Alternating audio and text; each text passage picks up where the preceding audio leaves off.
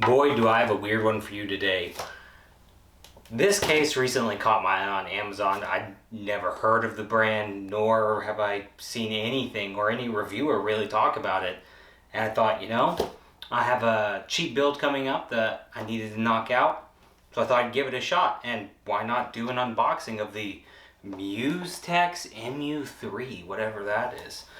It caught my eye because it was one of the few cases I saw that came with not one, not two, but 6 RGB fans with a controller at that. And I mean, come on, in the age of RGB, that's got my attention. Not only that, it's got tempered glass. It's actually got a lot of tempered glass. Let's try and finagle this. Push this downwards, which is also a tempered glass face. Let's grab this pick right there. Right.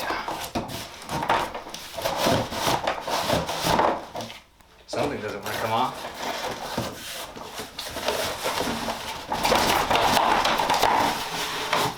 There we go. Let's go ahead and take off all this. Here's the back of the case. Over there. If you're wondering where I'm at, I'm actually shooting this from my living room. Hopefully soon enough I will retrofit the garage, because while the echo is not good in here, it's even worse in the garage. Here we go. Open at the bottom. Yes, it is. This is some weird placement. That's, yeah, okay. Just rip it all off. Stuck on my feet. It's really rare to get this many fans, 6, with a single case. Honestly, it doesn't look that bad. Got tempered glass in the front, tempered glass up here. Got nothing on the back side, which is fine. I mean, I don't know about you guys. I personally don't like to have tempered glass on the back panel, because that means I actually have to cable manage. But if we look real close, come on, bring this up. I'm gonna have to walk to the camera by myself today. On the, what would be the right hand side, if you were facing the case, you have 2 USB 3s, audio in, audio out, a regular USB port, a little 2.0, power and reset over there to the left. All right, let's put it back down. See what we're looking with.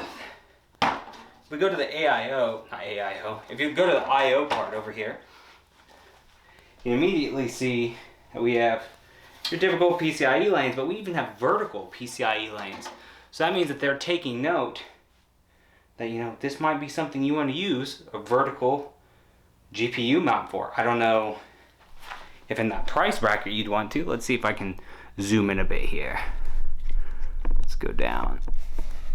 Let's just ignore that. All right. We go right here. Let's go ahead and take the side panel off.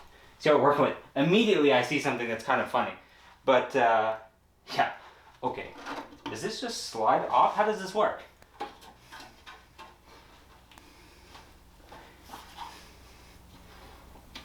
Tempered glass. Please peel. Oh, we gotta peel. This might be weird, but I think the tempered glass might be held in place with screws. That would be odd. Let's go ahead and do this obligatory peel. Oh yeah. Mm-hmm. Oh, feels good. Always feels good. Good peeling. There you go. Well, I guess I have to grab my screwdriver for this. So yeah, I'll be right back. I'm gonna grab my screwdriver and get to town on this. I don't know why they would use screws on this pen. It is legit screws, not thumb screws either. All right, I'll be right back. So, alrighty, I got my screwdriver. Let's go ahead and pop this side panel off. So like I said, you're gonna need a Phillips head screwdriver. It's not thumb screws there, not your average thumb screws to take the panel off. And I can already see it kind of flexing. Let's hope it doesn't fall. Okay, it didn't fall, good. Just pull this off. Yep, just like you'd expect, comes off like a normal side window. There goes our 360mm dust filter. So you have a dust filter, 360mm. This one's for the front. You have one for the top as well, another 360mm. So it purports to be able to support a 360mm up top and a 360mm in the front. However, I don't know how I feel about that, because most 360mm radiators, if you were to put them both side by side with how tall they are, they might have an issue with one another. They might prevent one from being able to feed out. So that's just something for you to have to test with if you go with this case. The quality of this case, I don't think I would personally go with a all-in-one liquid cooling loop, but that's up to you. So, if we're looking here, you see, this is interesting. We have a GPU stand here. Let me see if I can get a better shot of the internals. Alright, so if you're looking in, you can see it actually has a really neat GPU bracket. I kind of like this. Some might think it's tacky looking, but I think that this is actually a really ingenious design that wouldn't look too bad. It kind of has like an industrial look to it. You have your typical grommets that you'd have to feed out. So it lists that it's able to support up to an eATX. However, if you were to look at the official like little thing that they give you, how it can fit an eATX, it's actually by removing this bracket entirely. So if you have an ATX motherboard, you actually lose the functionality of this. But behind it, there are a couple grommets as well. So if you were to ditch this, you'd also lose a couple grommets. Let's go ahead and take off this back panel and see what we're working with. As you can tell, it does come with fans. It comes with 1, 2, 3, 4, 5, 6. 6 like I told you at the beginning. That's kind of nice. They're some no-name brand. They just say 12 volt DC, 0.55 amps. Alrighty, let's flip this over. See what we're working with. In the back. Wow. There's a lot of cables. Okay. So immediately, if we're looking, should I get this back here? You can see we're dealing with a rat's nest of cables. You have everything you could potentially think of. Interestingly enough, it looks like it comes with an RGB controller, which it's advertised as coming with one, and there it is. Here you go. See if there's any thumb screws in here. Still, hilariously enough, it doesn't come with any thumb screws for you to change the Phillips head for the panels, which is really odd. If you were to get this case, buy you some thumb screws. It makes it so much easier to take care of. But yeah, let's open this up, see what we've got. So yeah, you have your little RGB controller right here. It's cute. I mean, it's about what you'd expect. Nothing crazy. You have a bunch of light functions. It apparently can sync up with music too. I don't know about that. But we're going to have to give that a try whenever we're doing a full-on review of this case in the next video, when I build in it for the nice little price to performance build that I'm working with currently. I think you guys will like that. Alrighty, going forward. So there's a nice hard drive bay right here. Your typical, wow, whatever that is, it doesn't want to come out. There we go. Your typical drive bay, nothing special. You can put your 2.5 inch full-size hard disk drive, whatever you want. Most of you, if you're in the enthusiast range, are probably going to roll with an M.2. That's fine. But if you're still using any type of SATA drive, there you go. Let's see if we can take these out. Is there a screw here? Yes, there are screws here. So if you need to, you can actually take this out. And notably, there's a huge gap here. So if you put a radiator right here, you need to at least be able to clear all up to the hard drive. That looks like almost 3 inches.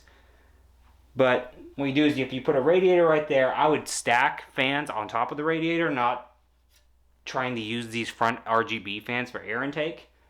So you should have enough clearance with a okay-ish sized radiator up front, 360mm, to still have clearance all the way up to these hard drives.